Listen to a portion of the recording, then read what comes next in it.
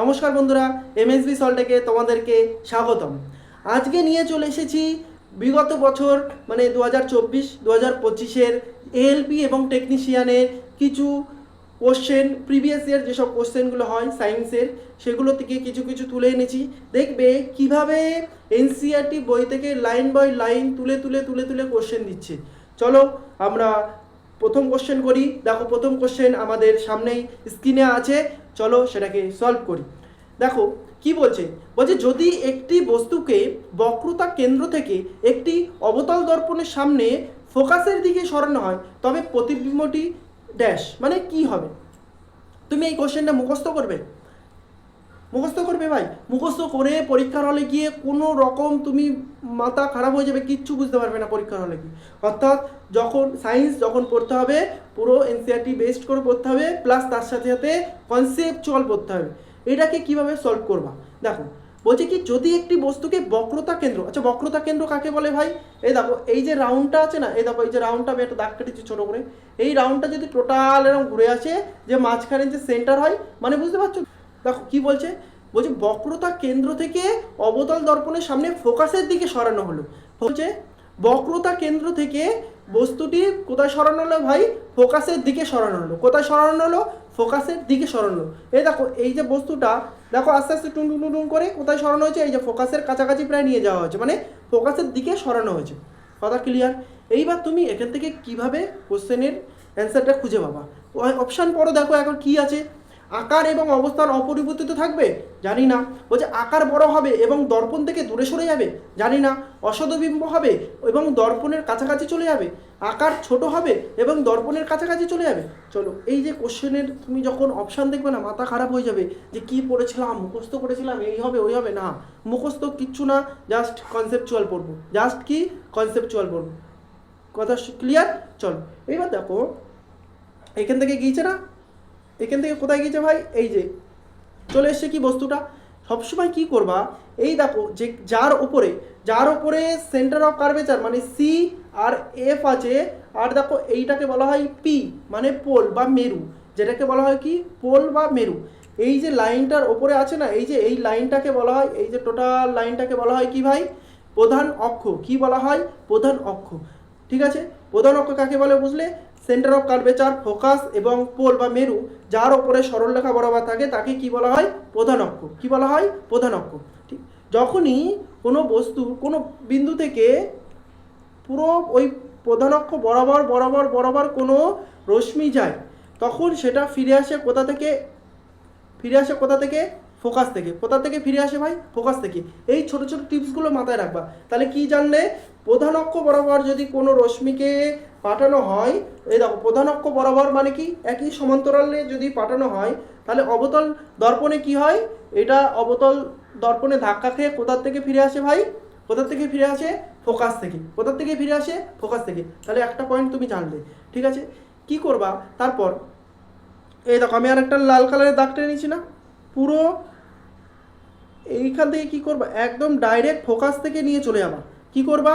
ওর যে বিন্দুটা আছে, এই বিন্দু থেকে তো আমি তো দর্পণে একটা টানলাম, আর এই বিন্দু থেকেই তুমি ফোকাসের ওপর থেকে গিয়ে দর্পণে একটা ফেলবা, দিয়ে রিফ্লেকশনটা কোথায় হচ্ছে সেটাকে গুরুত্ব দাও। দেখো এইটা এসে কোথায় যাচ্ছে, এটা এসে কোথায় যাচ্ছে, দেখো দেখো দেখো দেখো, এই যাও। আর এইখান থেকে যে রশ্মিটা মেরেছি, এইটা এসে এইখানটা ধাক্কা খেয়ে কোথায় যাচ্ছে ভাই? কোথায় যাচ্ছে? এই দেখো এইখানটায়। এইবার দেখো, প্রধান অক্ষ ছিল এটা, এই ধরো একটু লাইন টেনে দিলাম বড় করে, প্রধান অক্ষ। ঠিক আছে, দেখো তাহলে কোথায় আসলো বস্তুটা, কোথায় মিলিত হলো? এই যে বস্তুর মুখ, তার মানে এইটা লম্বা হলো। দেখো তাহলে বস্তুটা আবার বুঝতে পেরেছো কোথায় আছে। দেখো তাহলে কি হলো, বস্তুটা কি হলো দেখো তো ভাই, এর থেকে বস্তুটা কি বড় হলো? বস্তুটা কি বড় হলো? হ্যাঁ হলো। তাহলে এবার অপশানে যাই। আকার এবং অবস্থান অপরিবর্তিত থাকবে না ভাই, আকার এবং অবস্থান অপরিবর্তিত থাকবে না। তারপর কি? আকার বড় হবে এবং দর্পণ থেকে দূরে সরে যাবে। দেখছি পরেরটা, বলছে অসদবিম্ব হবে এবং দর্পণের কাছাকাছি চলে যাবে। আচ্ছা ভাই, এটা তো ছিল এখানে, এখন কোথায় চলে এসছে? এখন চলে এসছে এখানে, তাহলে কি দর্পণের কাছাকাছি গিয়েছে? না, তাহলে কি অপশান সিও হবে না। আচ্ছা তারপর কি আছে? আকারে ছোট হবে। আচ্ছা আকারে কি ছোট হচ্ছে? না ভাই, আকারে তো বড় হচ্ছে, তাহলে অপশান ডিও হবে না। তাহলে অপশান কি আছে ভাই? একমাত্র বি আছে, যে আকারে বড় হবে। হ্যাঁ, আকারে বড় হবে এবং দর্পণ থেকে দূরে সরে যাবে। হ্যাঁ ভাই, দর্পণ থেকে কি হলো, আরও দূরে সরে গেল। সমস্যা কোনো, বুঝতে সমস্যা? যদি সমস্যা হয় বলবে। ঠিক আছে, চলো পরের কোশ্চেনে যাই। দেখো এবার পরের কোশ্চেনটা কি বলছে, বলছে একটি সার্কিটে 3 ওহম রোধ বিশিষ্ট 6টি রোধক সমান্তরাল সমবায়ে যুক্ত আছে, তাদের সামগ্রিক রোধ কত? এই সামগ্রিক রোধ মানে সমতুল্য রোধ কত, মানে মোট রোধ কত। আর এই যে চিহ্নটা আছে না, এই দেখো এই চিহ্নটা হলো কি ওহমের চিহ্ন। ঠিক আছে, বলছে 3 ওহম রোধ বিশিষ্ট 6টি রোধক সমান্তরাল সমবায়ে যুক্ত। আচ্ছা বলো তো কয় ধরনের কানেকশন হয়? কানেকশন হয় 2 ধরনের, এক হলো সমান্তরাল সমবায়ে যুক্ত থাকে, আর একটা হলো শ্রেণী সমবায়ে যুক্ত থাকে। সমান্তরাল সমবায়ে কেমনভাবে যুক্ত থাকে? ধরো তোমার এটা একটা তোমার সার্কিট যাচ্ছে, এখানে তোমার ভোল্টেজ ভোল্টেজ দিচ্ছে, মানে এখানে সুইচ টুইচ আছে, এইখান থেকে গিয়ে দেখবা কীভাবে হয়। এটা একটা, এটা একটা, এটা একটা, দেখো এইটা, এই যে আমি আঁকলাম না, এইটা হলো তোমার সমান্তরাল সমবায়ে যুক্ত। এটা কি সমান্তরাল সমবায়ে যুক্ত? তাহলে এর সূত্র আছে আলাদা, চলো সূত্রটা একবার দেখে নিই। যখনই বলবে যে সামগ্রিক রোধ আবার সমান্তরাল সমবায়ে দেবে, তার জন্য একটা সূত্র আছে। কি সূত্র? দেখো 1/r। আর কেন দিলে দাদা?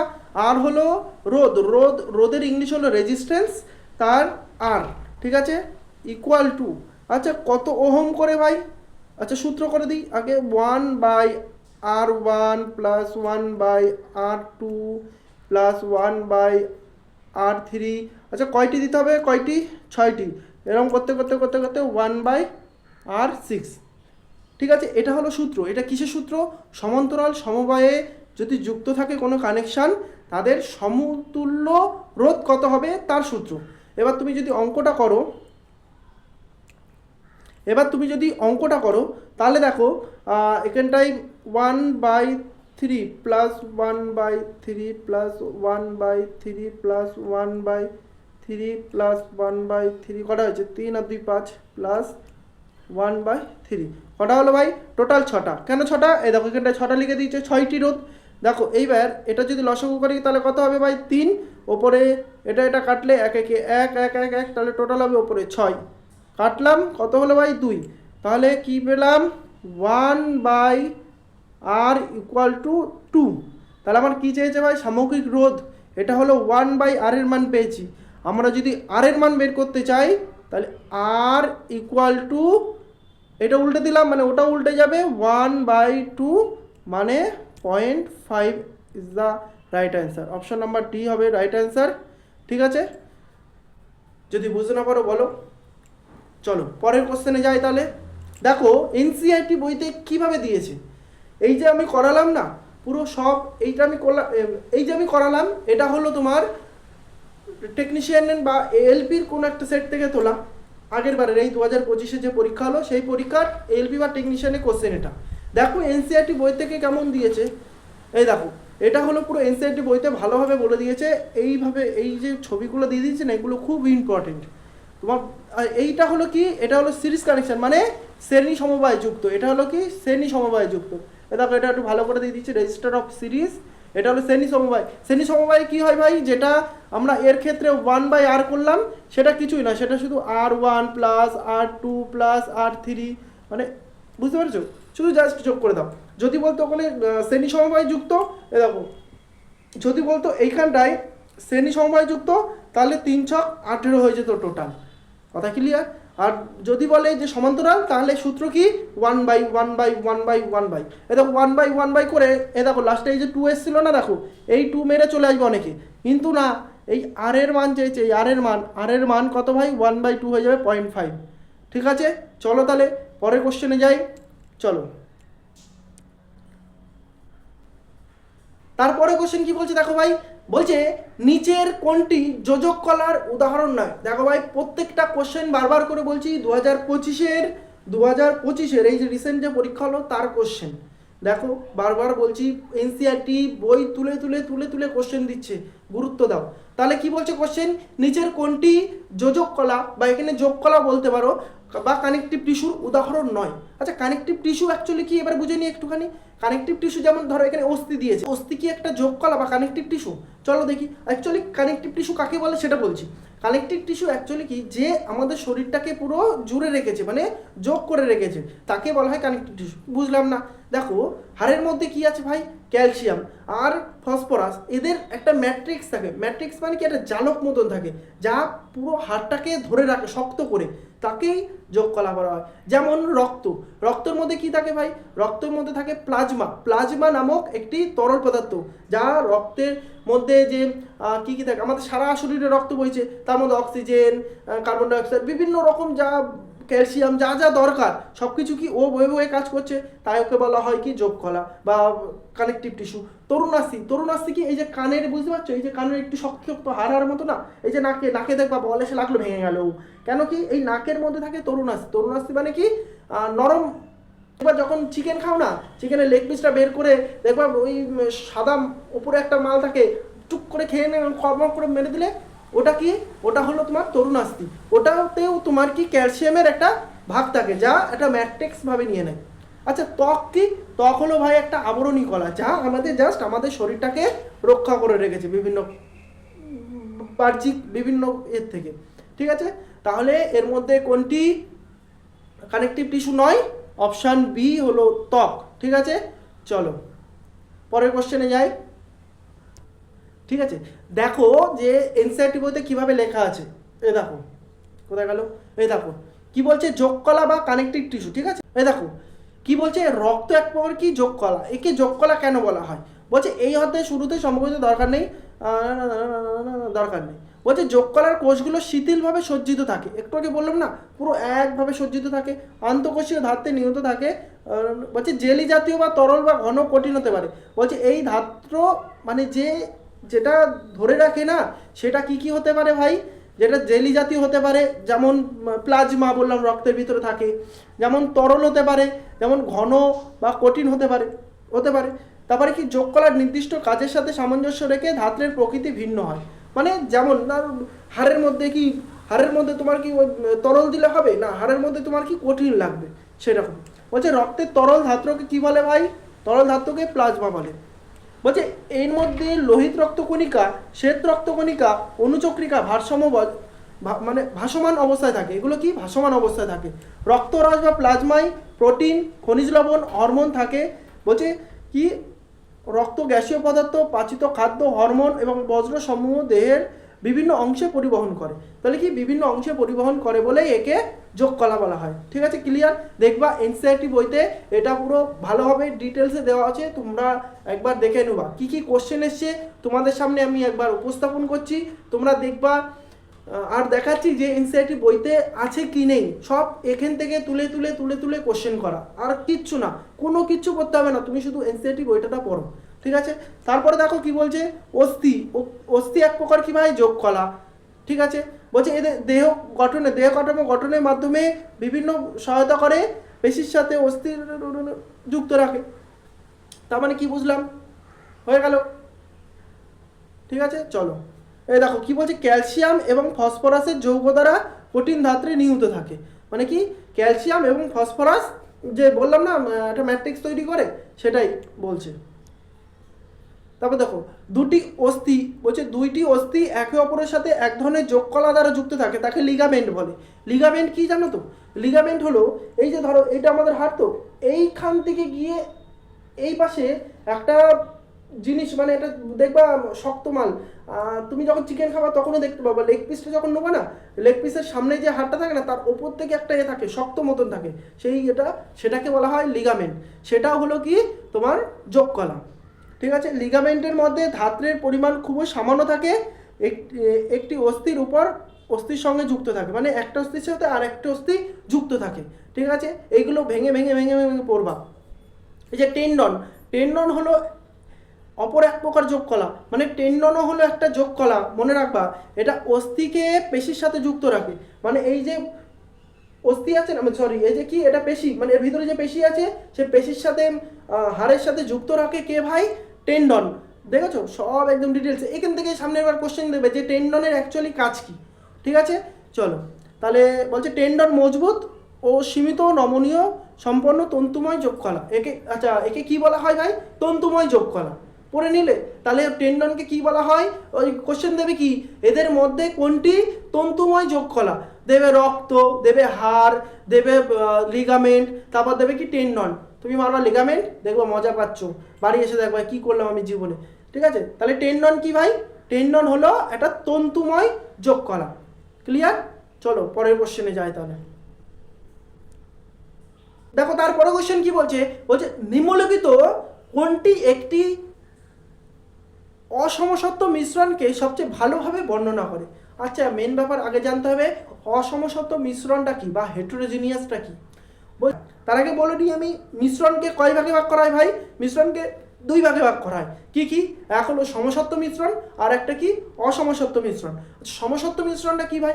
দেখবা নর্মালি ভাবো তুমি একটু চিনির জল খাবা আজকে, ঠিক আছে, 1 গ্লাস জল নিলে, একটু চিনি নিলে, নিয়ে গুলিয়ে গুলিয়ে গুলিয়ে গুলিয়ে গুলিয়ে গুলিয়ে মা ডাকলো হঠাৎ, বলছে দোকানে যাও তাড়াতাড়ি, তুমি গ্লাসটা রেখে চলে গেলে, ঠিক আছে, কিছুক্ষণ পরে এসে ডক ডক ডক ডক করে মেরে দিলে। তোমার কি এমন মনে হলো যে মানে চিনি সব গোলায় ছিল, ঠিক আছে, তোমার কি এমন মনে হলো ওপরেরটা একটু পানসা পানসা, নিচে গিয়ে একটু মিষ্টি? এমন তো মনে হয় না, কারণ চিনিটা যদি গুলে যায় তাহলে পুরো জলটাই সেম মিষ্টি থাকে। তাহলে কি এটা হলো সমসত্ব মিশ্রণ। বা জলের মধ্যে লবণ গুলে দেওয়া, পুরো গুলে দাও, কিছুক্ষণ রেখে দাও, দেখবা সেম টু সেমই আছে, মানে জলই মনে হয় যেন জলই আছে। কোনো লবণ কি থিতিয়ে পড়ে তখন? না, পড়ে না। ঠিক আছে, তাহলে কি সেটা হলো সমসত্ব। অসমসত্ব মিশ্রণ কাকে বলে? অসমসত্ব মিশ্রণ হলে যেমন জলের মধ্যে তুমি একটু কি রাখবা, কি বলে, একটু বালি এনে গুলে দিলে, একটু কাদা এনে গুলে দিলে, ঠিক আছে, ওই গুলে দিলে একটু কাদা আনলে, এরকম গুলে দিলে দিয়ে দেখলে ওরে বাবা পুরো চারিদিকে কাদা কাদা কাদা জল হয়ে গিয়েছে। কিন্তু মা ডাকলো, তুমি আবার গেলে দোকানে, এসে দেখলে ও মা কাদা তো নিচে থিতিয়ে পড়েছে, ওপরের জল তো কেমন ফর্সা হয়ে গিয়েছে। হয় না এরকম? হয়। এটাকে বলা হয় অসমসত্ব মিশ্রণ। এইবার অপশানে আসো। অপশানে কি আছে? এর একটি একক সংযুক্তি রয়েছে। বলছে এর একটি একক সংযুক্তি রয়েছে। একক সংযুক্তি মানে হচ্ছে কি, এটি কি জল আর মানে ওই কাদার সাথে কি একসাথে সবসময় মিশে থাকে? থাকে কি ভাই? না। তাহলে কি অসমসত্ব মিশ্রণ হলো একটা জল এবং কাদার উদাহরণ। আচ্ছা, তুমি ধরো দেখলে জল ছিল, জলের মধ্যে তেল ঢেলে দিলে, গুলে গেল? গুলবে না, এটাও একটা কি অসমসত্ব মিশ্রণ। আচ্ছা, তারপরে কি বলছে? বলছে এর উপাদানগুলি পৃথকভাবে দৃশ্যমান। আচ্ছা ভাই বলো তো, এর উপাদানগুলি পৃথকভাবে, তুমি ধরো কাদাটা গুললে, তুমি কাদা দেখতে পাচ্ছ তো, ওই জন্যই তো তুমি কালারটা চেঞ্জ হলো, বুঝতে পারছো না? বুঝতে পারছো তো? আর বলো তো, যখন নিচে থিতিয়ে পড়ে তখন কি সেটা দৃশ্যমান? অবশ্যই দৃশ্যমান। আচ্ছা, তারপরে অপশানে যাই। এটি ভৌতভাবে আলাদা করা যায় না। আচ্ছা, তুমি যদি ওটাকে ছাঁকনি দিয়ে ছাঁকো তাহলে কি আলাদা করতে পারবে না? অবশ্যই পারবা। তাহলে এটা বর্ণনা করছে না। বলছে এটি একটি বিশুদ্ধ পদার্থ। এটা কি একটু বিশুদ্ধ পদার্থ ভাই? এটা তো অবিশুদ্ধ হয়ে গিয়েছে। তুমি ভাবো কাদা মানে দুটো আলাদা আলাদা পার্টিকেল, তো কখনো মিশবে সেইভাবে? না। তাহলে কি অপশন নাম্বার ডিও হবে না, option number B is the right answer. বুঝতে পেরেছো কেন? এর উপাদানগুলি পৃথকভাবে দৃশ্যমান, মানে কি এর যে উপাদান, ধরো জল আর কাদা, এরা কি আলাদা আলাদা, মানে পৃথকভাবে, মানে কি আলাদা আলাদাভাবে দৃশ্যমান, আলাদা আলাদাভাবে দেখা যায়। ঠিক আছে, চলো দেখো, এই দেখো কি বলছে, ভালো করে বলো। এটা হলো কি এনসিইআরটি বই থেকে তোলা। দেখো সিওডি দল, এটা কিছু না। বলছে ভৌত উপাদান আলাদা আলাদা এবং উপাদানের সংযুক্তিও ভিন্ন রকম, এই ধরনের মিশ্রণকে অসমসত্ব মিশ্রণ বলে। মানে কি আলাদা আলাদা, এই যে ভৌত উপাদানটা আলাদা আলাদা থাকা যায় এবং উপাদানের যে সংযুক্তিও ভিন্ন রকম, মানে কোনো মিল নেই এদের মধ্যে। যেমন এই দেখো উদাহরণগুলো বারবার করে মনে রাখবা। এক হলো সোডিয়াম ক্লোরাইড, কি বললাম ভাই? এক হলো সোডিয়াম ক্লোরাইড ও লোহার চূর্ণ মিশ্রণ। সোডিয়াম ক্লোরাইডের সাথে যদি লোহার চূর্ণ মিশ্রণ, তাহলে সেটা কি হবে ভাই? ভিন্ন ভিন্ন পদার্থ এসে দাঁড়াবে, মানে সেটা অসমসত্বর একটা উদাহরণ হয়ে যাবে। যেমন লবণ আর সালফারের মিশ্রণ, ঠিক আছে, যেমন তেল ও জলের মিশ্রণ, এটা কি অসমসত্ব মিশ্রণের উদাহরণ। মনে রাখবা, এনসিইআরটি বইতে বারবার করে পুরো ফোকাস করানো রয়েছে, এগুলো দেখবা, পড়বা, দেখবা এখান থেকেই কোশ্চেন আসে, এর বাইরে কোনোদিন কোশ্চেন আসবে না। ঠিক আছে, চলো এই দেখো, দেখো এখানে সমসত্ব দেখো পুরো ক্লিয়ার হয়ে যাবে তুমি। এটা কি বলছে মিশ্রণের সর্বত্র উপাদান গঠন ও ধর্ম একই থাকে, মানে কি সব জায়গায় কি থাকবে, পুরো সেম থাকবে, কোনো সমস্যা নেই। যেমন লবণ জল, লবণ চিনি হতে পারে।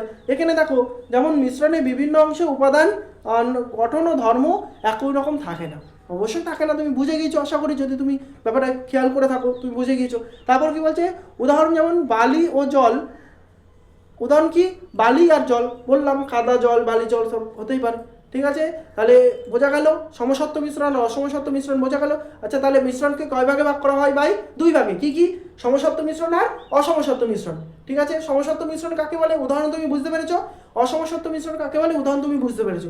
এবার তুমি এনসিইআরটি বইটা খুলবা, একটু ডিটেলসে পড়ে নেবা, দেখবা মাথার মধ্যে কাট কাট করে সব ঢুকে যাচ্ছে, অর্থাৎ সব কিছু এসছে এনসিইআরটি থেকে।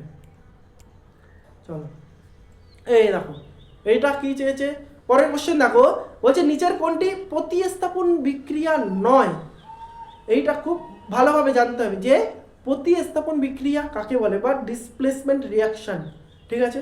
আচ্ছা দেখো প্রথমে এখানে কি দিয়েছে, এখানে তোমার দিয়েছে কি বিভিন্ন রকম সূত্রমূত্র, সবাই দেখে বলে উরে বাবা কি করে কি করব। আচ্ছা একটা জিনিস খেয়াল করো, এখানে কি আছে ভাই, Fe মানে কি ভাই ফেরাস, Cu মানে কি কপার, আর SO4 মানে সালফেট। তাহলে কি ফেরাসের সাথে যদি কপার সালফেট যোগ করা হয় তাহলে কি বলছে ভাই, ফেরাস সালফেট প্লাস কপারকে আলাদা করে দিচ্ছে। আচ্ছা এইবার কেন আলাদা করে দিচ্ছে, কি হচ্ছে আলাদা, তার জন্য একটা রিঅ্যাক্টিভিটি সিরিজ আছে, কে কত রিঅ্যাক্টিভ, কে কত ধরো এটা একটা ছেলে, ঠিক আছে, ফেরাস কি মানে লোহা, লোহা কি একটা ছেলে, বিরাট শক্তিশালী ছেলে, কার থেকে শক্তিশালী সে, এই কপারের থেকে, কপার জুড়ে আছে না, আর এই যে সালফেট, এই সালফেট হলো একটা মেয়ে, ঠিক আছে।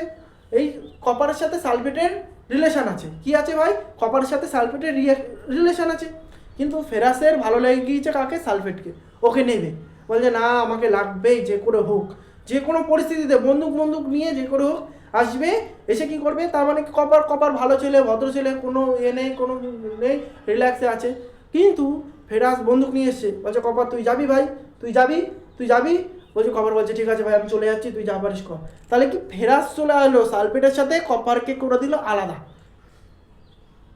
এই যে সেই যে বললাম না শক্তিশালীর ব্যাপারটা, সেই শক্তিশালী দেখো সিরিজটা এই দেখো দেওয়া আছে, এই দেখো শক্তিশালী সিরিজটা দেখো, এটা হলো কি রিঅ্যাক্টিভিটি, এই দেখো রিঅ্যাক্টিভিটি, কে কত রিয়াকশান করতে পারে, কে কত রিয়াকশান করবে, ও ভাই ওকে পেয়েছি, ও মাই গড কি সুন্দর দেখতি রিয়াকশান, চলো ঝাঁপিয়ে পড়ি, মানে কি রিয়াকশান মানে কি ভাই যোগ হয়ে যাওয়া, ও চলো, আর ওকে বাদ দিলাম, ও আর একটা ভালো পেয়েছি চলো, মানে কি রিয়াকশান করা, ঠিক আছে।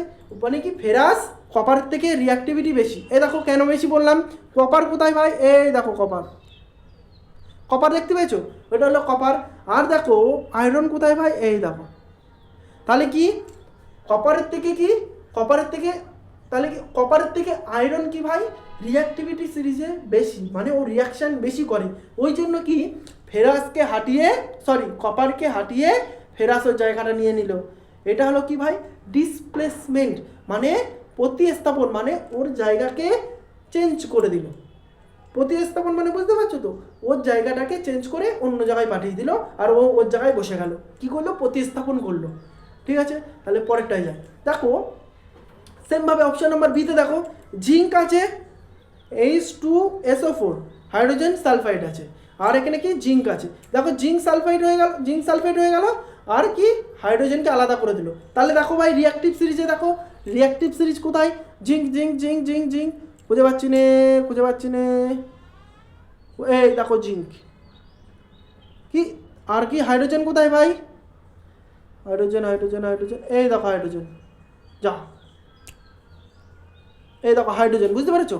তাহলে কি দেখো, তাহলে হাইড্রোজেন নিচে আছে জিঙ্ক উপরে আছে, তাহলে কার ক্ষমতা বেশি ভাই, বল ভাই কার ক্ষমতা বেশি, জিঙ্কের ক্ষমতা বেশি, ওই জন্য জিঙ্ক হাইড্রোজেনকে হাঁটিয়ে দিয়ে নিজে সালফেটের সাথে যুক্ত হয়ে গেল, বলছে ভাই মজা পাইছি আর যাব না, ঠিক আছে।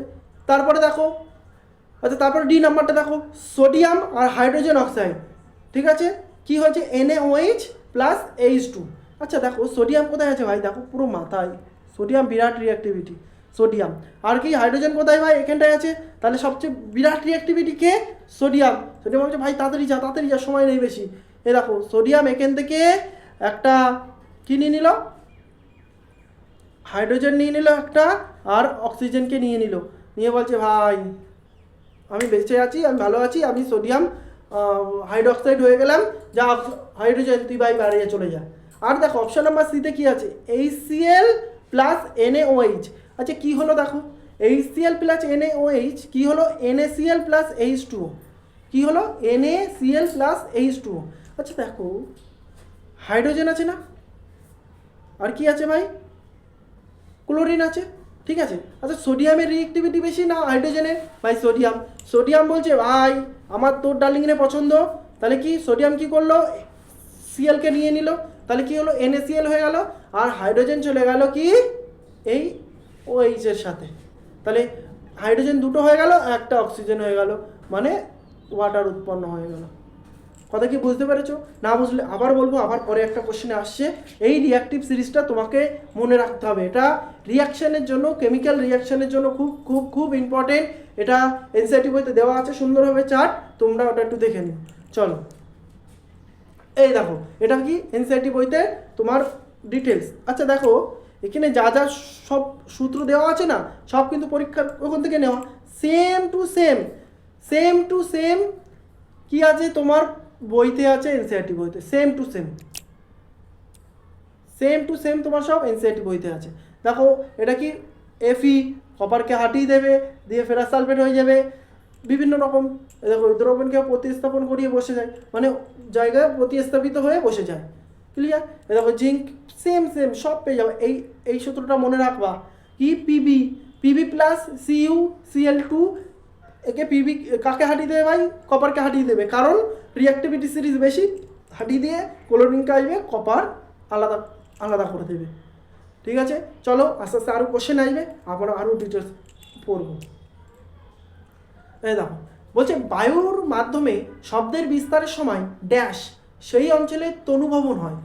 অ্যাকচুয়ালি তনুভবন আর ঘনীভবন এই দুটোই হয়। ঘনীভবন হলো কম্প্রেশন, আর আচ্ছা যাই হোক, একটা হলো ঘনীভবন আর একটা হলো তনুভবন। ঘনীভবন কি, ঘনীভবনে সবসময় মাথায় রাখবা, ছবি আসছে আমি ছবি দেখাচ্ছি। ঘনীভবনে সবসময় কি হয়, উচ্চ চাপ হয় এবং ঘনত্ব হয়, খুব পরিমাণে ঘনত্ব হয়। আর তনুভবনে কি হয় ভাই, নিম্নচাপ নিম্ন ঘনত্ব। ওই যে ঘনীভবনে কি হয়, উচ্চ চাপ এবং উচ্চ ঘনত্ব। আর তনুভবনে কি হয় ভাই, রেফ্র্যাকশন। তনুভবনে কি হয়, নিম্ন চাপ মানে কোনো চাপ নেই বেশি, এবং নিম্ন ঘনত্ব। আচ্ছা চাপ না থাকলে ভাই ঘনত্ব বেশি বাড়বে, হ্যাঁ, নিম্ন চাপ নিম্ন ঘনত্ব মানে খুব একটা ঘনত্ব নেই, খুব একটা চাপও নেই। তাহলে এখানে অপশান কি বলছে, যে অঞ্চলগুলি কণা দ্বারা ঘন বিশিষ্ট সে অবস্থায় থাকে না, এটা তো হবে না বললাম, কারণ কি হয় ঘন সন্নিবিশিষ্ট থাকলে সেটা হবে কি ঘনীভবন। যে অঞ্চলে চাপ বেশি না, চাপ বেশি থাকলে কী হবে ভাই ঘনীভবন। যে অঞ্চলে ঘনত্ব ন্যূনতম থাকে একদম সঠিক, যে অঞ্চলে তরঙ্গদৈর্ঘ্য শূন্য থাকে এটার কোনো প্রশ্নই নেই। তাহলে অপশন নাম্বার সি দেখো কিভাবে দেওয়া আছে, এই দেখো কি বলছে, কোথায় গেল, এই দেখো কম্প্রেশন ঘনীভবন। দেখো এনসিইআরটি বইতে এখানটা ভালোভাবে দেওয়া আছে, তোমরা বইটা খুলবা একটু পড়ে নেবা, দেখবা একদম ডিটেলসে মাথায় চলে আসে, ঠিক আছে। চলো এই দেখো এইটা হলো কি তোমার, এইটা হলো কি ঘনীভবন, আর এইটা হলো কি বলো তনুভবন। এইটা হলো কি তনুভবন, আর এইটা হলো ঘনীভবন, বুঝতে পারছো। ঘনীভবনে কী হয়, সব কিছু ঘন হয়ে যাচ্ছে, চাপ পড়ছে ওখানে। তনুভবনে কী হচ্ছে, সব আস্তে আস্তে একটু দূরে চলে যাচ্ছে, ব্যাস নর্মাল জিনিস। তাহলে কি বললাম, ঘনীভবন হলে উচ্চ চাপ হবে এবং উচ্চ ঘনত্ব হবে। তনুভবন হলে কি নিম্ন চাপ নিম্ন ঘনত্ব। ক্লিয়ার, এটুকুনি মাথায় রাখো, বইটা খোলো, পড়াশোনা শুরু করে দাও। চলো পরের কোশ্চেন। এই দেখো বলছে আবরণী কলা, বলছে কি নিচের কলামগুলি মিলিয়ে সঠিক উত্তর নির্বাচন করো। যেমন আবরণী কলা আছে আর কি অবস্থান আছে। দেখো কতগুলি আবরণী কলা, এখনও আবরণী কলা আছে অনেক রকম, পড়বো আমরা আস্তে আস্তে। দেখো আবরণী কলা, আচ্ছা ঘনাকার আবরণী কলা, স্তম্ভাকার আবরণী কলা আর শল্কাকার আবরণী কলা। ঘনাকার আবরণী কলা কোথায় থাকে, ঘনাকার যেগুলো থাকে যেমন আমাদের যে বৃক্কের যে নালী টালিগুলো আছে না, সেখানে কি ঘনাকার আবরণী কলা থাকে। তাহলে কি একের সাথে সি। স্তম্ভকার আবরণী কলা থাকে তোমার ওই যে অন্তের প্রাচীর, মানে তোমার কি বলে ওগুলো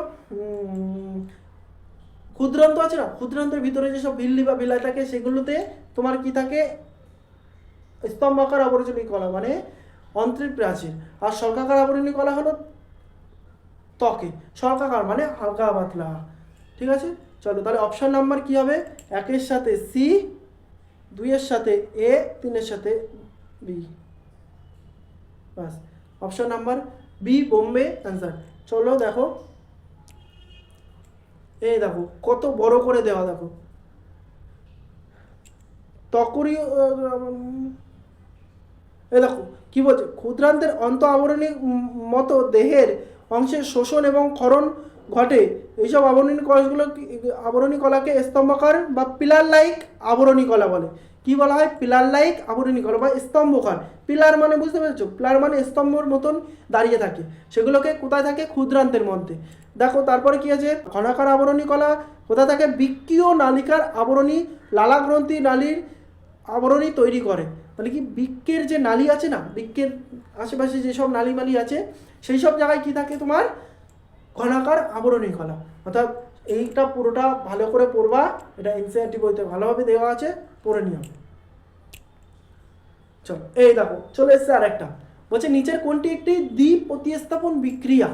নিচের কোনটি একটি দ্বি-প্রতিস্থাপন বিক্রিয়ার উদাহরণ?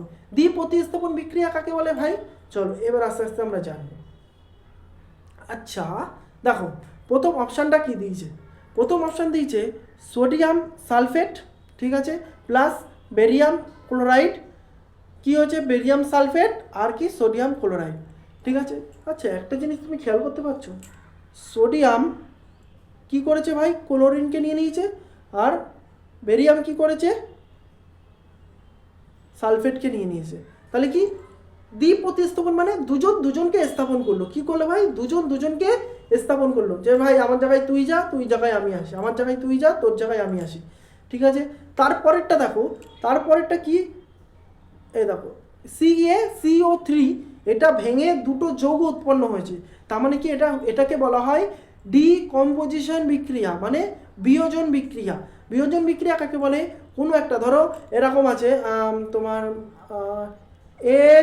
ধরো AB আছে, এটাকে ভেঙে A+Bতে পরিণত করে দিল, এটা কি বলা হয়? ডিকম্পোজিশন, মানে ভেঙে দু টুকরো করে দেওয়া। এই দেখো তারপরেরটা অপশান নাম্বার সিতে দেখো কি আছে, বলছে H2 আর O2, এটাকে কি করলো ভাই? এটা যোগ করলো, এটা হলো কম্বিনেশন বিক্রিয়া। কি বলা হয়? কম্বিনেশন, মানে দুটো পদার্থ, ধরো আমি আমার ডার্লিং, দুটো পদার্থ কোথায় ছিল এতদিন জানি না, হঠাৎ করে বিয়ে দেওয়া হলো, দুজনে একসাথে হয়ে গেলাম, ঠিক আছে। আবার হয়তো ডিভোর্স হলো, দুজনে এই যে আলাদা হয়ে গেলাম, তাহলে আলাদা হলো বিয়োজন বিক্রিয়া, আর এটা হলো সংযোজন বিক্রিয়া। অপশান সিতে কি? সংযোজন বিক্রিয়া। অপশান বিতে কি? বিয়োজন বিক্রিয়া। বিয়োজন বিক্রিয়াটা বোঝা গেছে? মানে কি, একসাথে ছিলাম এতদিন, হঠাৎ করে আলাদা হয়ে গেল, বিয়োজন হয়ে গেল, আমার থেকে বিয়োগ হয়ে গেল, মানে বিয়োজন বিক্রিয়া চলে গেল। আর কি, কোথায় ছিল জানি না, হঠাৎ করে বিয়ে হলো, আমার সাথে চলে আসলো, কি হলো ভাই? সংযোজন বিক্রিয়া হয়ে গেল। তারপরেরটা কি আছে? অপশান নাম্বার ডিতে তোমরাই বুঝতে পারবা, যদি আগের কোশ্চেনটা তোমরা ভালো করে বুঝে থাকো, অপশান নাম্বার ডি 100% পারবা। বলো তো এটা কী প্রক্রিয়া? বলো কি বিক্রিয়া এটা? ফেরাস কপারকে হাঁটিয়ে দিল, তাহলে কি একজন হাঁটিয়ে দিল, তাহলে কি প্রতিস্থাপন বিক্রিয়া। একজনকে হাঁটিয়ে দিল, তাই কি প্রতিস্থাপন, মানে সিঙ্গেল ডিসপ্লেসমেন্ট বলতে পারো। কি? Single displacement. তাহলে অপশান নাম্বার কি বলছে? দ্বি প্রতিস্থাপন একমাত্র কে করছে এখানে? Option number A is the বিলকুল রাইট আনসার, ঠিক আছে। যদি না বোঝো বলবা বারবার করে, আমার স্পিড যদি বেশি হয়ে যায় তাহলে বলবা, আমি ধীরে ধীরে পড়াবো, ঠিক আছে। চলো পরের কোশ্চেনে যাই।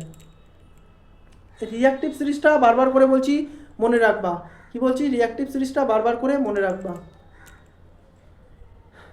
এই দেখো দ্বি প্রতিস্থাপন প্রক্রিয়া, দেখেছো পুরো একদম বইয়ের থেকে তুলে দিয়েছে। এটা কিন্তু আমি নিজে হাতে বানাইনি, এটা দেখো এইখান থেকে তুলে দিয়েছে, এইখান থেকে তুলে দিয়েছে। পরীক্ষার কোশ্চেন ভাই পুরো বই টু বই তুলে দিয়ে দিচ্ছে। বারে বারে বলছি, খেয়াল রাখবা, মিস করবা না ভাই, ভুল করবা না ভাই। পরে কোশ্চেনে যাই। দেখো এইবার বলছে, যখন পটাশিয়াম জলের সাথে বিক্রিয়া করে তখন কি দেখা যায়? পটাশিয়াম রিঅ্যাক্টিভিটি দেখেছো? পটাশিয়াম হলো সবচেয়ে ওপরে, রিঅ্যাক্টিভিটি সিরিজে সবচেয়ে ওপরে থাকে পটাশিয়াম, ঠিক আছে। এই পটাশিয়াম কি যখনই জলের মধ্যে দেওয়া হয় তখনই ও, মানে কি বলবো, উজ্জ্বল শিখা, মানে কি জ্বলে ওঠে, প্লাস তার সাথে সাথে দ্রুত বিক্রিয়া করে, ফুটে যায়, পাট পাট পাট পাট করে ফেটে যায়, ঠিক আছে। তাহলে কি পটাশিয়াম কি ভাই, পটাশিয়াম জলের সাথে বিক্রিয়া করলে তখন কি ঘটে, এই দেখো ছবি দেওয়া আছে, তুমি বুঝতে পারছো হয়তো, দেখেছো? তাহলে কি একটি সবুজাভ যৌগের ঘটে না, একটি দৃশ্যমান পরিবর্তন দেখা যায়, এ কোনো দৃশ্যমান পরিবর্তন দেখা যায় না, এটা ভুল কথা, দেখা যায় কিছু না কিছু। বলছে মৃদু বুদবুদ এবং ধীরে বিক্রিয়া নেহি, বলছে উজ্জ্বল শিখা এবং দ্রুত, একদম দ্রুত বিক্রিয়া, ঝাট ঝাট করে তোমার জ্বলে মলে উঠবে, আওয়াজ আওয়াজ হবে, ঠিক আছে? চলো কথা ক্লিয়ার। পরের কোশ্চেনে এই দেখো এখানটা কি এনসিইআরটি বইতে লেখা, বলছে পটাশিয়াম এবং সোডিয়াম, কি বলছে দেখো ভালো করে পড়ো, পটাশিয়াম এবং সোডিয়ামের মতো ধাতুগুলো ঠান্ডা জলের সাথে তীব্র বিক্রিয়া করে। সোডিয়াম এবং পটাশিয়ামের ক্ষেত্রে বিক্রিয়াটি এতটাই তীব্রভাবে হয়, তাপ উৎপাদিত হয়ে হাইড্রোজেন গ্যাসের তৎক্ষণাৎ অগ্নিসংযোগ ঘটে। মানে এতটা বিক্রিয়া হয় যে হাইড্রোজেন গ্যাসে তৎক্ষণাৎ কি অগ্নিসংযোগ, মানে আগুন ধরে যায়, ঠিক আছে? এই দেখো এখানটা সব কিছু দিয়ে দিয়েছে, দেখে নিও। বলছে ঠিক আছে, চলো এই দেখো সব একদম সুন্দরভাবে দেওয়া আছে, তোমরা শুধু একটুখানি মন দিয়ে পড়ো, দেখবা কোনো সমস্যা নেই। চাইলে সরি আমি আবার আস্তে আস্তে তোমাদের জন্য ভিডিও,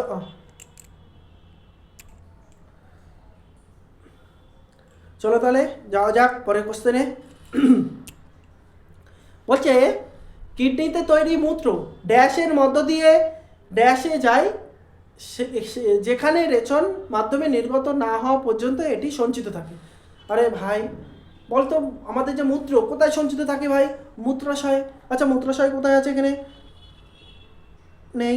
আচ্ছা মূত্রাশয় এখানে আছে, আচ্ছা আর মূত্রাশয় আছে, তাহলে অপশান বি আর ডি তো হবেই না। আচ্ছা অপশান এতে আছে গভীনী আর মূত্রাশয়। আচ্ছা কিডনিতে তৈরি মূত্র ড্যাশের মধ্য দিয়ে যায়, আচ্ছা প্রথমে কি মূত্রাশয়ের মাধ্যমে যায়?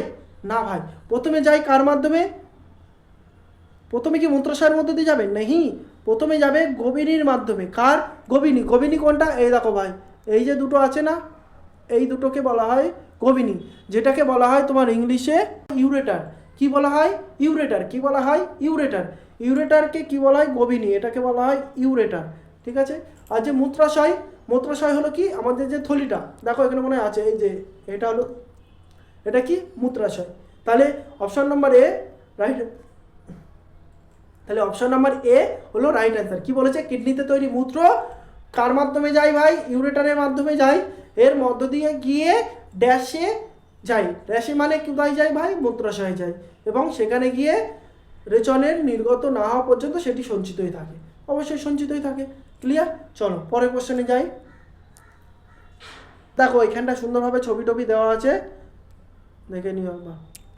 বলছে পরের কোশ্চেন কি বলছে, বলছে ভর সংখ্যা বা মাস নাম্বার সম্পর্কে কোন বিবৃতিটি সত্য? ভর সংখ্যা কাকে বলে, এইটাই হলো কথা। আমরা দেখেছি প্রোটন, নিউট্রন, ইলেকট্রন, জানি না? দেখো প্রোটন, নিউট্রন, ইলেকট্রন কীরকমভাবে থাকে, ধরো এটা একটা কি পরমাণু, পরমাণুর বাইরে সবসময় কে ঘুরে বেড়ায় ভাই? পরমাণুর বাইরে কে ঘুরে বেড়ায় ভাই? ইলেকট্রন। কে ঘুরে বেড়ায়? ইলেকট্রন। এদের মধ্যে থাকে প্রোটন আর নিউট্রন। কে থাকে ভাই? প্রোটন আর নিউট্রন। কে থাকে? প্রোটন আর নিউট্রন।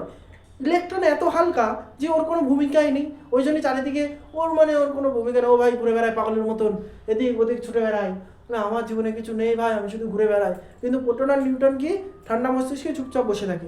অর্থাৎ একটা পরমাণুতে যে প্রোটন আর নিউট্রন যে পরিমাণে ওয়েট আছে সেটাকেই অ্যাকচুয়ালি বলা হয় কি ভর সংখ্যা। ঠিক আছে, কি বললাম দেখো এখানে অপশন আছে কোথায়, বলছে এটি হলো একটি পরমাণুতে প্রোটন ও ইলেকট্রনের মোট সংখ্যা। না ভাই, প্রোটন আর ইলেকট্রনের মোট সংখ্যা নয়, ঠিক আছে? ইলেকট্রনের ভর নেই বেশি, এটি সর্বদা পারমাণবিক সংখ্যার দ্বিগুণ নেই। আচ্ছা পারমাণবিক সংখ্যা কাকে বলে? যেটাই প্রোটন সংখ্যা সেটাই পারমাণবিক সংখ্যা। আচ্ছা প্রোটন সংখ্যা যা, নিউট্রন সংখ্যা কি তাই হতে পারে? না ভাই, তাই হতে পারে না, কখনো কখনো চেঞ্জ হতেই হয়, নর্মালি ব্যাপার চেঞ্জ হয়, অর্থাৎ দ্বিগুণ হবে না। বলছে এটি হলো একটি পরমাণুতে ইলেকট্রন এবং নিউট্রনের সমষ্টি। হ্যাঁ ভাই, একটি পরমাণুতে ইলেকট্রন এবং প্রোটন এবং নিউট্রনের সমষ্টিকে কি বলা হয়? ভর সংখ্যা। তারপরে কোশ্চেন কি বলছে, বলছে এটি একটি পরমাণুতে ইলেকট্রন সংখ্যার সমান। একদমই না, ইলেকট্রন তো এমনি পাগল, ওর কোনো ভূমিকা নেই, ওর কথা বাদই দাও। তাহলে কি হলো? একটি পরমাণুতে প্রোটন এবং নিউট্রন সংখ্যার সমষ্টিকে কি বলা হয়? ভর সংখ্যা। আচ্ছা এবার ভর সংখ্যা কোথায় থাকে সেটা দেখতে হবে। ভর সংখ্যা, ধরো এটা একটা পরমাণু, ভর সংখ্যা থাকে এর উপরে আর নিচে থাকে কি পারমাণবিক সংখ্যা, কি থাকে নিচে পারমাণবিক। ভর সংখ্যাকে সবসময় এ দ্বারা ডিনোট করা হয়, কি দ্বারা ডিনোট করা হয় ভাই, এ দ্বারা, কি দ্বারা, এ দ্বারা। আর পারমাণবিক সংখ্যাকে কি বলা হয়, জেড দ্বারা ডিনোট করা হয়। আচ্ছা ভর সংখ্যা, ভর সংখ্যা কোথায় থাকে ভাই, তুই ভার নিস কোথায়, ধরো বাবা বলেছে মাঠের থেকে না 1 বস্তা ধান নিয়ে আয়, কোথায় নিবি ভাই, হাতে করে নিয়ে আইবি 1 বস্তা ধান, না কোথায় নিবি ভাই, মাথার উপরে। তাই ভাই মাথার উপরে ভর, মাথায় রাখবি। তাহলে কি টোটাল ওয়েটটা কোথায় চলে গেল, মাথায়। তাহলে কি মনে রাখবি, মাথার উপরে আমার ভরটা থাকে। তাই ভর সংখ্যা ওপরে, ভর সংখ্যাকে কি দ্বারা ডোনেট করা হয় ভাই, বল বল বল, কি দ্বারা বল, এ দ্বারা। ঠিক আছে, চল পরের কোশ্চেন। এই দেখো কোথায়, এটা এনসিইআরটি বইতে সুন্দরভাবে দেওয়া আছে সব কিছু। ঠিক আছে, এটা কি বলছে, সবসময় ভর সংখ্যা কোথা থাকে ভাই, ওপরে। পারমাণবিক সংখ্যা কোথা থাকে, নিচে। কি দ্বারা ডিনোট করা হয়, জেড দ্বারা। আর ভর সংখ্যাকে কি দ্বারা ডিনোট করা হয় ভাই, এ দ্বারা। আর মিডিলে যেটা থাকে সেটাকে এক্স দ্বারা। মৌলের চিহ্ন যেটা, মৌলের চিহ্নকে কি দ্বারা ডিনোট করা হয় বলো, এক্স দ্বারা। ঠিক আছে, চলো তারপরে কোশ্চেনে যাই। এই দেখো একটা ভালো কোশ্চেন বলছে 100 ভোল্ট বিভবে চালালে একটি বৈদ্যুতিক চুল্লির ক্ষমতা 1200 ওয়াট হয়, চুল্লিতে প্রবাহিত তড়িৎ প্রবাহের পরিমাণ কত। এর জন্য সূত্র দরকার, ইলেকট্রিসিটি চ্যাপ্টার, কোনো ব্যাপার না। আচ্ছা তার আগে এইসব জিনিস করার আগে তোমাকে দেখতে হবে কি কি মেন জিনিসগুলো দিয়েছে। আচ্ছা কি দিয়েছে ভাই, এখানে ভি দিয়েছে 100, ক্লিয়ার। ডাব্লু দিয়েছে 1200। কি চেয়েছে ভাই, তড়িৎ প্রবাহ মানে আই ইকুয়াল টু কত। আচ্ছা ডাব্লু মানে কি ভাই, ওয়াট। ওয়াট কার একক ভাই, ক্ষমতার একক। ক্ষমতা মানে পাওয়ার, তাকে আমি এখানে পি লিখতে পারি, পারি অবশ্যই পারি, কোনো ভুল নেই। আচ্ছা তাহলে আমরা একটা সূত্র জানি, পি ইকুয়াল টু, মনে রাখবা, P equal to V into I.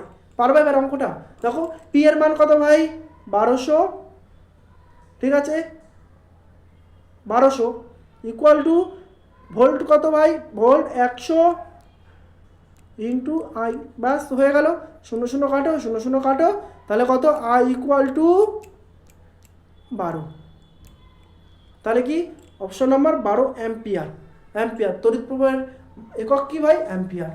Clear, তাহলে সূত্র কি, তাহলে সবসময় কি জানবা, যখনই কোনো কোশ্চেন রেডি করবা তার আগে কি কি ডাটা দিয়েছে সেই ডাটাগুলোকে ফলো করো। তাহলে কি ভোল্ট দিয়েছে, আমি ভোল্টটা লিখলাম। ওয়াট মানে কি পাওয়ারের একক, ওয়াট মানে ক্ষমতার একক, পি লিখলাম। আর কি আমার চেয়েছে কি, তড়িৎ প্রবাহ মানে আই চেয়েছে। তাহলে এতে সূত্র কি, P equal to V into I. ঠিক আছে, P equal to V into I, মনে রাখবা। তাহলে সমস্যা নেই, চলো পরের কোশ্চেনে যাই।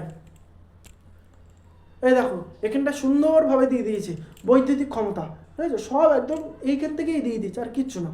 এই দেখো একটা সুন্দর কোশ্চেন, একটি শব্দের উৎসে কম্পাঙ্ক 50,000 হলে এটি 1 মিনিটে কতগুলি কম্পন সম্পূর্ণ করবে ভাই। শব্দের উৎসের কম্পাঙ্ক 50 হার্জ। আচ্ছা 50 হার্জ মানে কি জানিস, বলছে এই 50 হার্জ মানে, বলছে শব্দের কম্পাঙ্ক 50 হার্জ মানে 1 সেকেন্ডে 50 বার ভাইব্রেট করে। কি করে ভাই, 1 সেকেন্ডে 50 বার ভাইব্রেট করে। তাহলে 1 মিনিটে কতগুলি কম্পন সম্পূর্ণ করবে, মানে 1 মিনিটে কতগুলি কম্পন সম্পূর্ণ করবে। আরে ভাই তো নর্মাল, 1 সেকেন্ডে করে 50, তাহলে 1 মিনিট মানে ভাই কত সেকেন্ড, 60 সেকেন্ড। তাহলে কতবার করবে ভাই, অপশন নাম্বার বি বোম্বে 3000। কোনো সমস্যা, দেখ কি বললাম, উৎসের কম্পাঙ্ক 50 হার্জ। কম্পাঙ্ক 50 হার্জ মানে 1 সেকেন্ডে সে 50 বার কাঁপে, বুঝতে পারছি, 1 সেকেন্ডে সে 50 বার কম্পন করে। তাহলে সে 1 মিনিটে কতগুলি কম্পন সম্পূর্ণ করবে, বাস 1 সেকেন্ডে যদি 50 বার করে তাহলে 60 সেকেন্ডে কতবার করবে, 3000 বার। ক্লিয়ার, চলো সব, চলো তাহলে সব হলো এলপি টেকনিশিয়ানের এই কোশ্চেন এসছে ভাই। একটু পড়লে, পুরো সিকোয়েন্স অনুযায়ী পড়লে সব সুন্দরভাবে হয়ে যাবে। অর্থাৎ উল্টো পাল্টা না পড়ে সিকোয়েন্স হিসাবে পড়, সিকোয়েন্স ঠিকঠাক রেখে পড়, ঠিক আছে।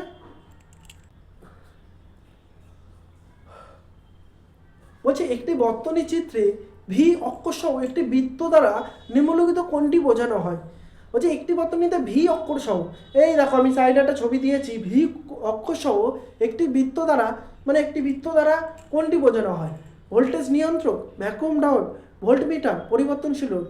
এইগুলো কিন্তু পরীক্ষায় একটা না একটা আসছে, মাথায় রাখবা। এটা হলো ভোল্টমিটারের তোমার চিহ্ন, এই দেখো যাও, এইখানটায় সব দেওয়া আছে সুন্দরভাবে।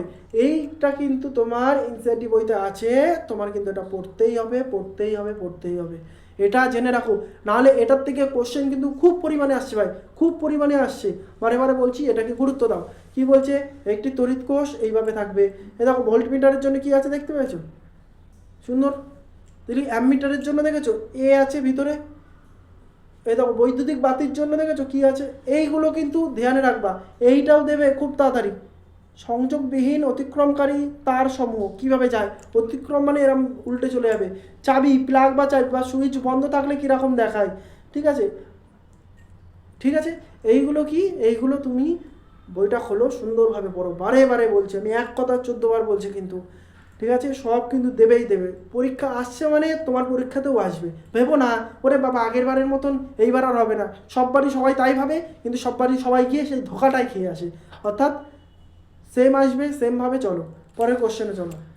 পরের কোশ্চেন দেখো তোমাদের স্ক্রিনে দেওয়া আছে, বলছে সাদা আলো কাচের প্রিজমে তির্যকভাবে আপতিত হলে তখন নিম্নলিখিত বিবৃতিগুলির মধ্যে কোনটি বা কোনগুলি সত্য নয়? এই যে নয় যে ব্যাপারটা না, এই নয়টা কেউ চোখে টের পাবে না। তখন হবে এ বাবা ভুল হয়ে গেল, কোশ্চেন অ্যান্সার কী বেরোবে বলো? এ মা নয় দেখিনি দাদা, আমার ভুল হয়ে গেছে নানান তাল। অর্থাৎ পরীক্ষার হলে চোখ দিয়ে দেখবা ভালো করে। আচ্ছা কি বলছে? লাল বর্ণের ন্যূনতম বিচ্যুতি দেখা যায় এইখানটায় দেখবা। এই যে ছবিটা দেখো। আচ্ছা বিচ্যুতি মানে কি? বেঁকে যাওয়া, এটি কম দেখা যায়। আচ্ছা একটা জিনিস খেয়াল করো, এখান থেকে যে সাদা আলো পুরো সেমভাবে যাচ্ছে, গিয়ে দেখো সবচেয়ে নিচে যেটা যাচ্ছে সেটা নিশ্চয়ই সবচেয়ে বেশি বেঁকছে, মানে বিচ্যুতি বেশি দেখা যাচ্ছে। যেটা সবচেয়ে উপরে আছে সেটা একটু কম বিচ্যুতি আছে। তাহলে কি লাল বর্ণের আলোর বিচ্যুতি কম? আচ্ছা বিচ্যুতি কম কেন? কারণ এর তরঙ্গ দৈর্ঘ্য বেশি। সেই জন্য দেখবা রেলওয়েতে সিগন্যাল হিসেবে বা সব জায়গায় সিগন্যাল হিসেবে লালটাকে বেশি গুরুত্ব দেওয়া হয়। কি? লালটাকে বেশি গুরুত্ব দেওয়া হয়, কারণ ওর তরঙ্গ দৈর্ঘ্য বেশি। যার তরঙ্গ দৈর্ঘ্য বেশি তার প্রতিসরাঙ্ক কম। কি বললাম আবার বলো ভাই? যার তরঙ্গ দৈর্ঘ্য বেশি তার প্রতিসরাঙ্ক কম, তার বিচ্যুতি কম। আবার বলো, যার তরঙ্গ দৈর্ঘ্য বেশি তার প্রতিসরাঙ্ক কম, তার বিচ্যুতিও কম। তাহলে কি? লাল বর্ণের তরঙ্গ দৈর্ঘ্য বেশি, ওর প্রতিসরাঙ্কটা কম, প্লাস বিচ্যুতি কম। তাহলে অপশান নাম্বার এ তো আমার হবেই, অপশান নাম্বার এ আমার হবে। এখানে জিজ্ঞেস করবো কোনটা সত্য নয়, কিন্তু এটা তো সত্য। তার মানে বুঝতে পারছো তো সত্য মানে কি? চলো তারপর একটা বলি, প্রিজমের মধ্য দিয়ে যাওয়ার সময় বেগুনি বর্ণের দ্রুতি সবচেয়ে কম। বেগুনি বর্ণের দ্রুতি মানে কি? স্পিড সবচেয়ে কম। হ্যাঁ ভাই, সবচেয়ে কম বলেই না ও বিচ্যুতি মানে কি বেঁকেছে বেশি। বেগুনি বর্ণের যে আছে না যে আলোটা, সেটা সবচেয়ে বিচ্যুতি মানে বেঁকে গিয়েছে বেশি। কারণ কি? তার দ্রুতি মানে স্পিড কম। যে বেশি স্লোলি যাবে তাকে ধরে দেখবা এই ভাই ওদিক ভাগ, যে স্পিডে করে চলে গেল, ঠিক আছে? ধরো এক জায়গায় হচ্ছে, একজন সোজা লাইনে দৌড়ে চলে গেল, কিন্তু একজন হাঁটতে যাচ্ছে, তাকে ধরেছে, বলে ভাই তুই এদিক দিয়ে যা, ওদিক সোজা যাবে না, এদিক দিয়ে। বুঝতে পেরেছো কি বলতে চাইছি? অর্থাৎ কম বলেই এইদিকে চলে যাচ্ছে বেঁকে, ঠিক আছে? লাল বর্ণের স্পিড বেশি, ওই জন্য মাল চুপ করে বেরিয়ে যায়, ঠিক আছে? আচ্ছা তারপরে 3 নম্বর কি আছে? বলছে বেগুনি বর্ণের চেয়ে সবুজ বর্ণের প্রতিসরাঙ্ক বেশি। আচ্ছা কি বললাম? তাহলে আমি কি বলেছিলাম আগে বলো ভাই? যার তরঙ্গ দৈর্ঘ্য বেশি, প্রতিসরাঙ্ক কম। যার তরঙ্গ দৈর্ঘ্য বেশি কিন্তু প্রতিসরাঙ্ক কম, ঠিক আছে? আচ্ছা বেগুনি বর্ণের কি তরঙ্গ দৈর্ঘ্য বেশি নাকি সবুজ বর্ণ? আচ্ছা এখানে সবুজ বর্ণ কোথায় আছে দেখো, এই দেখো সবুজ বর্ণ ছোটো হয়ে গেছে, বুঝতে একটু কম হচ্ছে। দেখো এইটা কি? এটা হলো সবুজ, আর এই যে হলো বেগুনি। আচ্ছা কি বললাম? আচ্ছা এবার বলি, যার বিচ্যুতি কম, আবার বলি যার বিচ্যুতি কম তার তরঙ্গ দৈর্ঘ্য বেশি। বুঝতে পারছো না? যার বিচ্যুতি কম তার তরঙ্গ দৈর্ঘ্য বেশি, তার আবার কি? প্রতিসরাঙ্ক কম। আচ্ছা বেগুনি বর্ণের চেয়ে সবুজ বর্ণের প্রতিসরাঙ্ক কি বেশি? হ্যাঁ কি না তোমরা বলো, কমেন্ট করো ভাই। চলো তারপরে কোশ্চেন কি বলছে? তারপরে কোশ্চেন বলছে 1000 কেজি ভরের একটি গাড়ি 20 মিটার/সেকেন্ড বেগে চলার সময় ব্রেক প্রয়োগ করার 10 সেকেন্ড পরে স্থির হয়। কি বলছে? বলছে ব্রেক দ্বারা প্রযুক্ত বলের মান। আচ্ছা কি চেয়েছে প্রথমে বলি, এফ চেয়েছে। প্রযুক্ত বল মানে কি ভাই? ফোর্স মানে কি? বল। কতটা বল প্রয়োগ করেছে ব্রেক করার সময়, মানে ব্রেক করেছে কতটা বল, মানে বল প্রয়োগ করে। তাহলে কি বলছে? 1000 কেজি ভরের একটি গাড়ি 20 মিটার পার সেকেন্ড বেগে চলার সময় ব্রেক প্রয়োগ করায় 10 সেকেন্ড পর স্থির হয়। কি কি আমাকে দিয়েছে আর কি কি আমার চেয়েছে? আমার কি চেয়েছে ভাই? বললাম এফ চেয়েছে। কি চেয়েছে? এফ চেয়েছে। আমার কি আছে? আমার কাছে মাস আছে। মাস মানে কি ভাই? মাস মানে কি? আমার কাছে কি আছে? মাস আছে। মাস মানে কি? ভর। কত কেজি ভাই? 1000 কেজি। আমার কাছে কি মাস আছে? 1000 কেজি। আচ্ছা গাড়ি 20 মিটার পার সেকেন্ড চলছিল, তাহলে আমার সূত্র আমরা প্রাথমিক গতিবেগকে, মানে প্রাথমিকভাবে কিসে চলছিল? 20 মিটার পার সেকেন্ডে চলছিল, কিন্তু আস্তে আস্তে লাস্টে গিয়ে কতই থামলো ভাই? 0, মানে একবার দাঁড়িয়ে গেল, তাহলে 0 হলো। তাহলে 20 মিটার পার সেকেন্ড গতিবেগে চলছিল, তাহলে ইউ ইকুয়াল টু, ইউকে আমরা বলি প্রাথমিক গতিবেগ, u equal to 20 metre per second বলতেই পারি।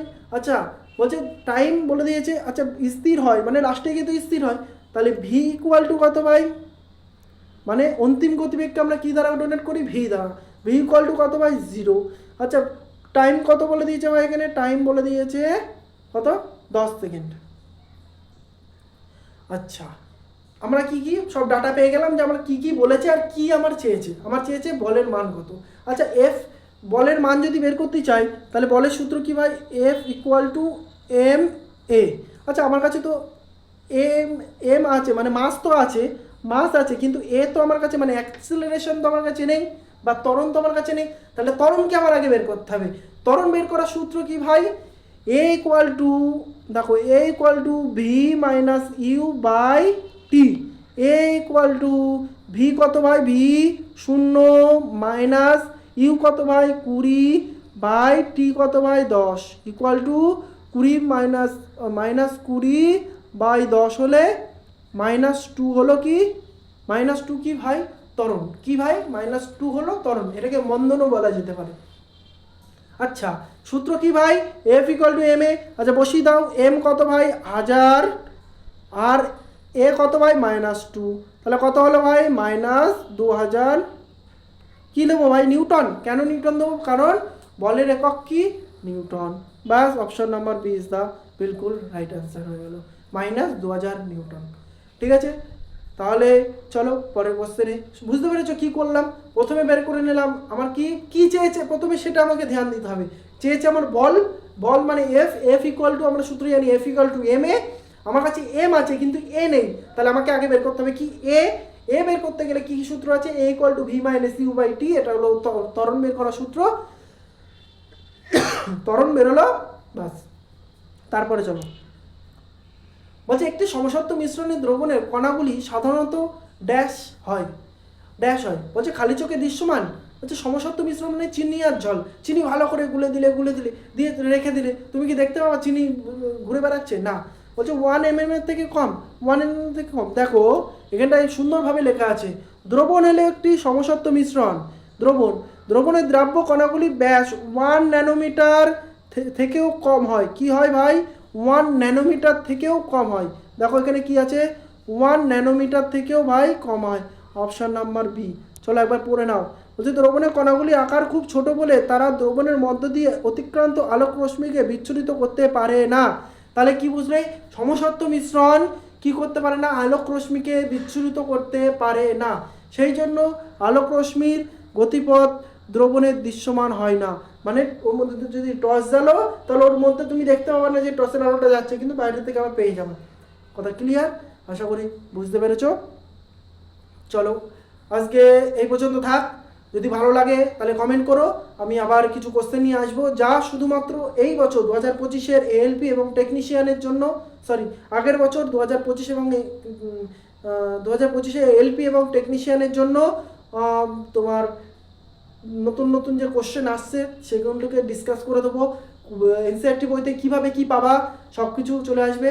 আর এতদিন ভিডিও না করতে পারার কারণ সমস্যা হচ্ছিলো একটু, কারণ ডিউটিতে একটু রোস্টার চেঞ্জ হচ্ছিলো, ডে নাইটের একটু সমস্যা হয়ে যাচ্ছিলো। প্লাস এখানে ওয়েদারটা একটু খারাপ, নতুন নতুন এসছি তো একটু সমস্যা।